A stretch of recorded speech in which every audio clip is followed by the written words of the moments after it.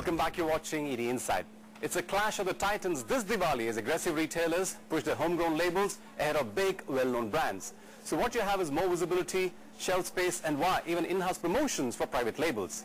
But the question is, are private labels what the consumer wants? Lakshmi Subramanian has the answers.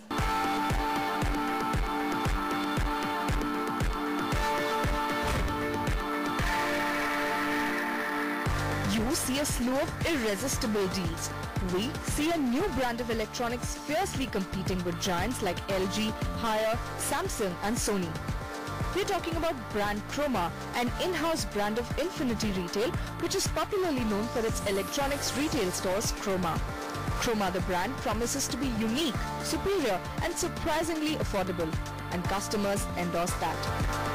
Like good deals, I actually get to view what am I buying and I get to see its features. I'm really happy about this after-sales service you get.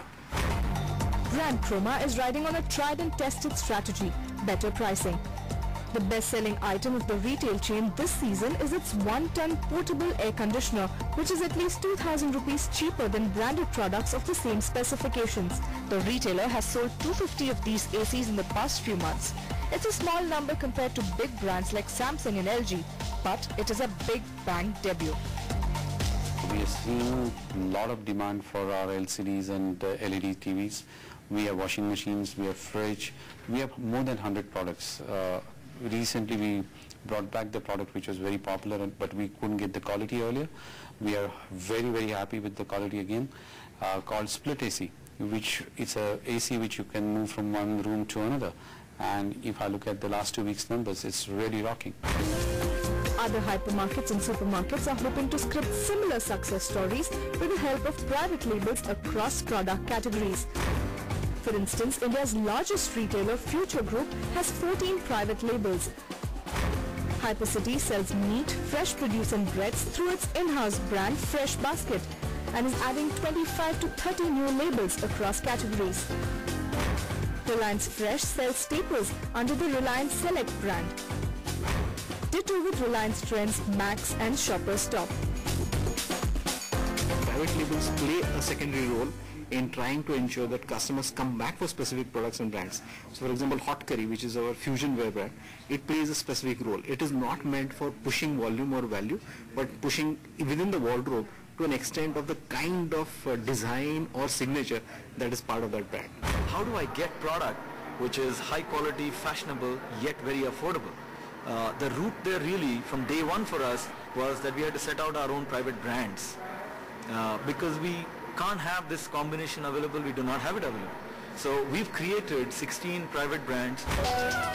Here it is important to note that private labels are 20 to 30% cheaper than mainstream branded products and hence play a vital role in price elastic segments like FMCG and apparel. But mind you, cheap does not mean poor in quality. You can compete with any other national or international brand. It offers variety and more importantly, it's a good value proposition to the consumer. The opportunity to create private labels is the maximum in food. Then if you look at other categories which are there, the big industries which are there are basically electronics, apparel and jewelry. These are the three big markets in the non-food space. And in that, if you look at it, electronics is the most challenging to create private label because of technology and after-sales service requirements. However, in the case of apparel and jewelry, there is a much larger opportunity. For instance, private labels in the apparel segment can help retailers earn 35 and 65% margins versus 20 to 25% in case of branded clothes. Ditto with food segment where private label margins range between 15 to 16% compared to 10 to 12% for national brands. A private label gives retailers more leeway in pricing products and gives them advantage with suppliers. You get more margins, and anyway you're always fighting a losing battle with the major suppliers on margins. So you get higher margins and you're able to offer a lower price to consumers. So on both ways it's a win-win for you really. One distinct advantage is you have your own design, your own manufacturing, your own sourcing. So you are very much in control of the product, design and price. No one knows that better than the Future Group, which has taken on mighty brands in the past few years. In 2007, the retailer reportedly stopped stocking Frito-Lays because of a disagreement over margins. Soon, Tasty Treat chips replaced Lay's on the shelves of Big Bazaar and Food Bazaar. Until then, Tasty Treats was an in-house brand of jams, noodles and other food items. The group had a similar experience with cornflakes when Big Bazaar stopped selling Kellogg's last year.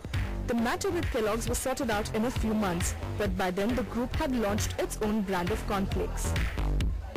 If I ask you how many brands of jams are there, you can't name more than 2 or 3. If I ask how many brands of ketchup do you know, again it will be only 2 or 3. If I say how many brands of cornflakes do we know, probably again 1 or 2. So for such a large consuming class within the country, which people keep, the numbers keep varying, but let's say if it's 400 million, for 400 million consumers, we are very under-branded for the categories in which I have mentioned. So Future Group's aim is to grow consumption. The idea is not to take on the biggies, the idea is to grow the market. Okay, so private labels are the next big opportunity for retailers. But will they necessarily change consumption patterns? I don't believe private labels will get all the excitement that they deserve. Because private labels are typically about 30% cheaper than the options of brands, and their quality is at times at par with what comes by. But India is a very, very brand besotted market, and when the neighbors buy the brand, you also want to buy the same brand. Customers agree. I buy branded goods because I know I can rely on them.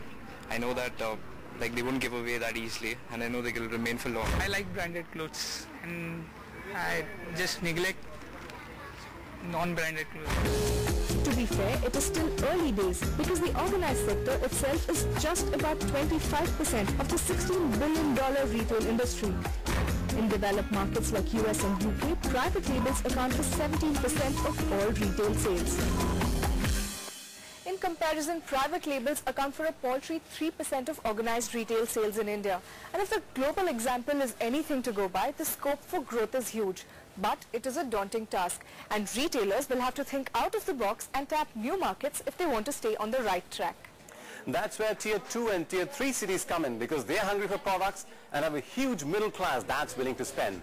That story is coming up after the short break. Don't go away.